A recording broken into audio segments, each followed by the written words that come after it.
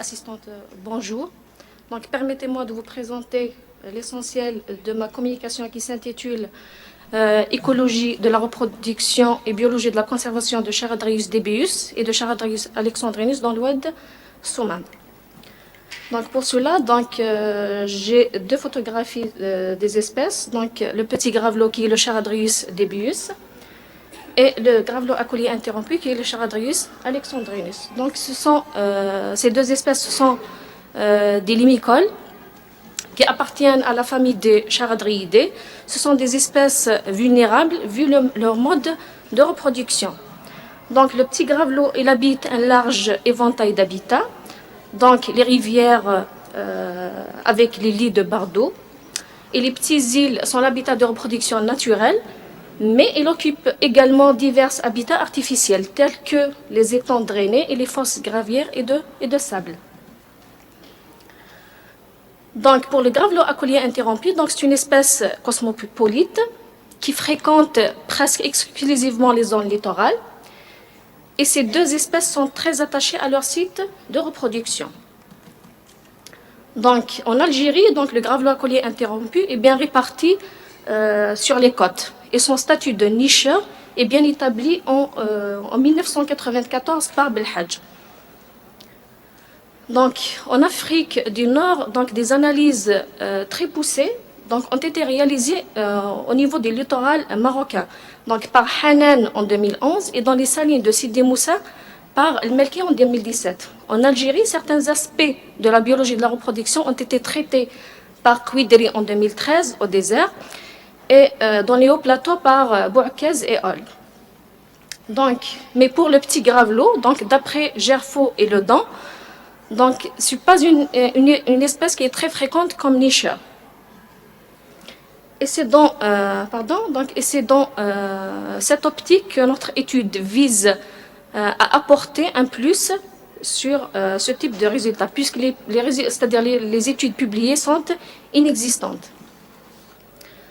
Donc, l'étude a été menée dans l'oued Soumam, qui est un site Ramsar depuis 2009. Donc, il résulte de la jonction de deux oueds très importants. Donc, ce oued, il figure parmi les plus grands cours d'Algérie. Donc, il résulte de deux oueds importants, donc le oued Bousselam,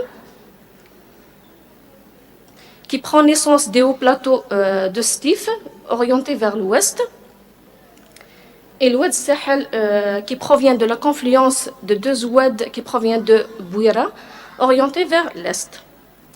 Donc cet oued, il parcourt toute la vallée de la Soumam sur environ 90 km et débouche en mer à Béjaïa. Donc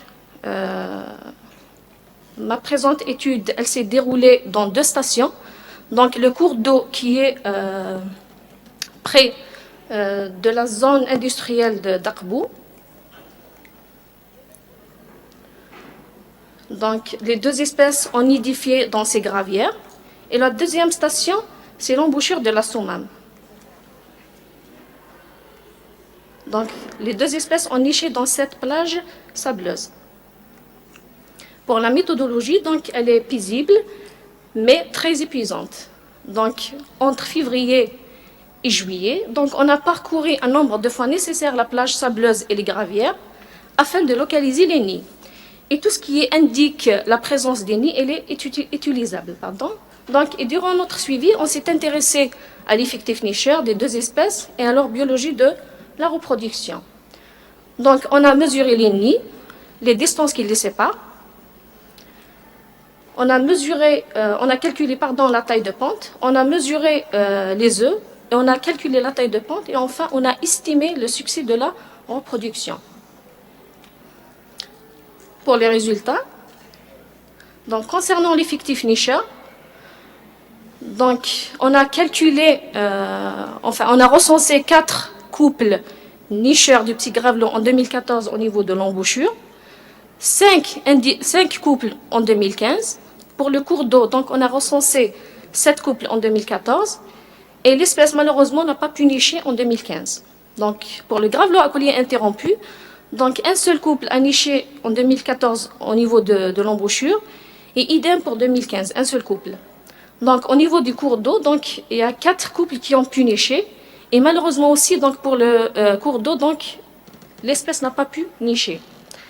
Donc, voici les œufs du petit gravelot, ils sont très mimétiques.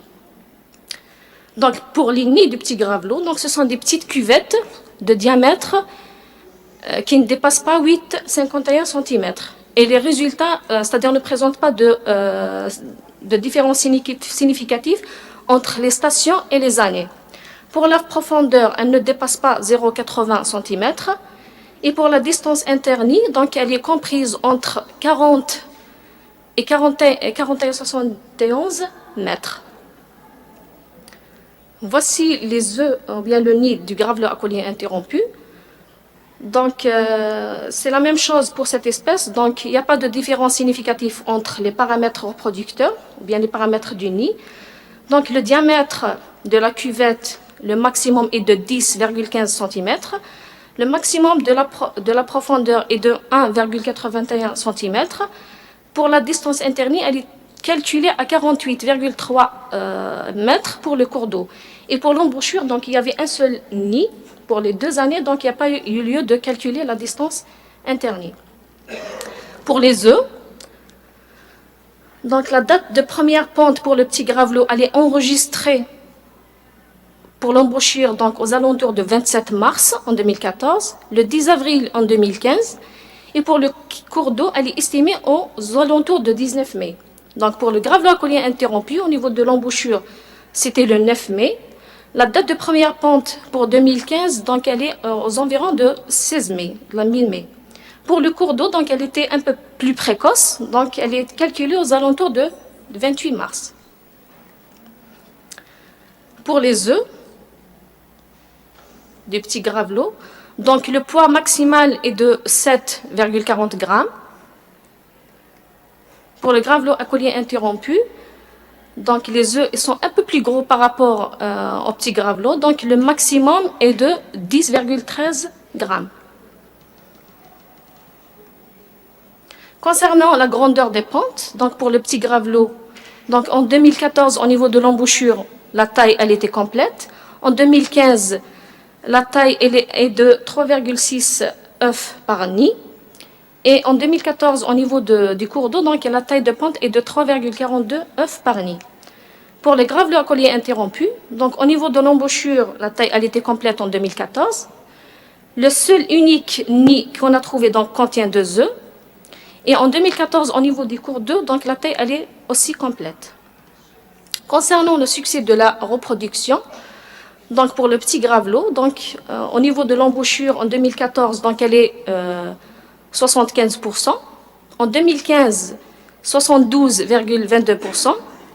Et un échec total en 2014 au niveau des cours d'eau. Donc pour le gravelot à collier interrompu, donc en 2014, au niveau de l'embouchure, donc c'est 66,66%. Au niveau de l'embouchure en 2015 et le cours d'eau, donc il y a un échec total de la reproduction. Les causes de cet échec.